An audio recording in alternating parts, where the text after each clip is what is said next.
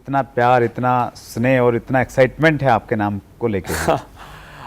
सबसे पहले तो मैं दर्शकों से कह देना चाहूँगा, डो नॉट एक्सपेक्ट कि मैं पैसा कमाने पर ज़्यादा बात करूँगा, क्योंकि जीविका और अच्छी कैसे बनाई जाए इस विषय पर मुझसे बेहतर वक्ता यहाँ पर आते रहें और मुझसे बेहतर वक्ता आपके मंच पर आगे भी आते रहेंगे सर। लेकिन आज जब मुझे मौका मिला तो मैं ज़रूर कहूँगा कि जीवनी बनाने से कहीं ज़्यादा महत्वपूर्ण है जीवन को बनाना। ओके। और अगर जीवन बनाने की कला आपको आ जाती है, अच्छी जीविका उसका एक स्वाभाविक नतीजा होता है। और जब से मैं इस बिजनेस में आया तभी से मैं हर मंच के माध्यम से ये कहता आया हूं और आज भी चूकूंगा नहीं वत्स साहब, प्लीज, कि किसी भी दिशा में आपकी तरक्की, चाहे वो पर्सनल ग्रोथ हो, प्रोफेशनल ग्रोथ हो, सोशल ग्रोथ हो या फिर फाइनेंशियल ग्रोथ हो, it is always directly proportional to your spiritual growth. Wonderful. आप आध्यात्मिक दृष्टि से कितना उभर पा रहे हैं, इस जीवन क्रम में, इस बढ़ते जीवन के साथ आप इस दिशा में कितना बढ़ पा रहे हैं, इसका सीधा नाता है बाकी दिशाओं में आप कितना ग्रो कर रहे हैं। अद्भुत सर, बहुत बढ़िया सर, हम आगे बढ़ेंगे। And this had always been the guiding principle of my life. Wonderful. नहीं, डेफिनेटली सर, हम आपको बहुत बार सुनते हैं, मैंने आपकी किताब में भी ये चीज़ पढ़ी। वंडरफुल सर, बहुत इंटरेस्टिंग होने वाला है। सबसे पहले सर, आपकी फ़ैन फॉलोइंग बहुत सारी है, लेकिन हमारा परिवार अभी बढ़ गया है, तो बहुत सारे लोग हैं जो आपकी बैकग्राउंड के बारे में थोड़ा जानना चाहेंगे। मेरा जन्म जिला करनाल हरियाणा के छोटे से कस्बे नीलोखेड़ी में हुआ सर। एक शिक्षित, संपन्न और समृद्ध परिवार।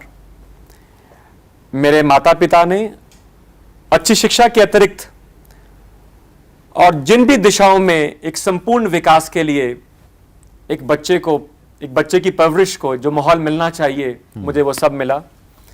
विशेष रूप से आध्यात्मिक बोध मेरे जीवन में मेरी उम्र के साथ बढ़ता चला जाए, ऐसे बीज मेरे माता पिता ने मेरे जीवन में बचपन में बो डाले थे जी।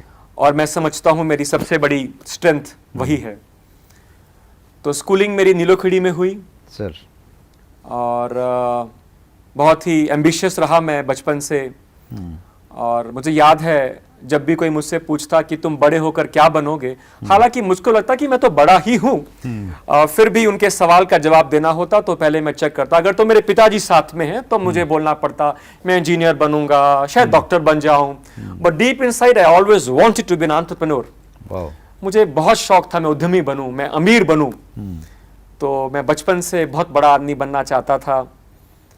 और स्कूल अच्छा रहा, इम्पैकेबल एकेडमिक क्रेडेंशियल्स, मैं स्कूल में टॉपर रहा। मेरे फादर ने बहुत पेन लिया। कोई भी स्कूल में एक्टिविटी, जिसे आप कहते हैं एक्स्ट्रा करिकुलर, कोई ऐसी एक्टिविटी रहती नहीं थी कि जहां मेरे पिता मुझे पार्टिसिपेट करने के लिए ना केवल मौका दे, he would ensure that I go well versed, I go well prepared, hands on.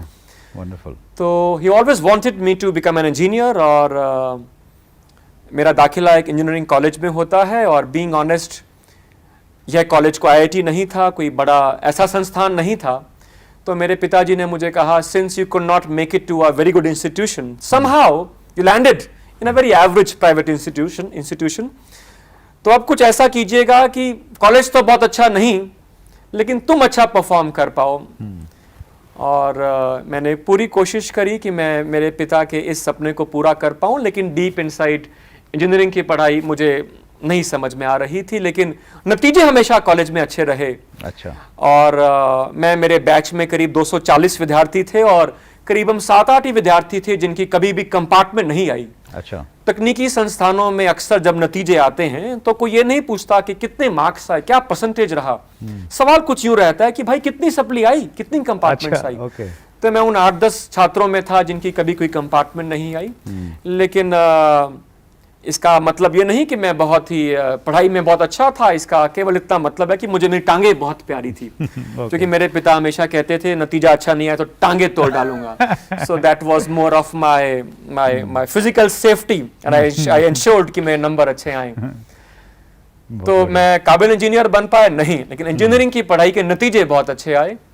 और फलस्वरूप मुझे मेरे कॉलेज में बेस्ट ऑलराउंडर अवार्ड मिला। वाह। राष्ट्रीय स्तर पर, राज्य स्तर पर अनेकों अवार्ड्स मैंने बटोरे और मैं अपने कॉलेज में अपने बैच का पहला विद्यार्थी बना जिसकी एक बहुराष्ट्रीय कंपनी में नौकरी भी लगी। अच्छा। लेकिन वत्स साहब जब नौकरी लगी बहुत जोर के लगी, बहुत जोर के लगी और मैं वो पीड़ा सहन नहीं कर पाया कि मैं नौकर बनने वाला हूँ। अच्छा। और मैंने तो कह दिया कि मैं नौकर तो बनूंगा नहीं, मुझे तो उद्यमी बनना है और मुझे कोई अपना उपक्रम, अपना व्यापार, अपना व्यवसाय शुरू करना है। अगर आपने अभी तक chat with Surendra Vats channel को सब्सक्राइब नहीं किया है तो अभी सब्सक्राइब करें और बेल आइकन दबाना ना भूलें, जिससे आपको आने वाली सभी वीडियोस की अपडेट सबसे पहले मिले और हमारी किसी वीडियो को मिस ना करें। वीडियो को ज्यादा से ज्यादा शेयर और लाइक करके अपना प्यार जरूर दें।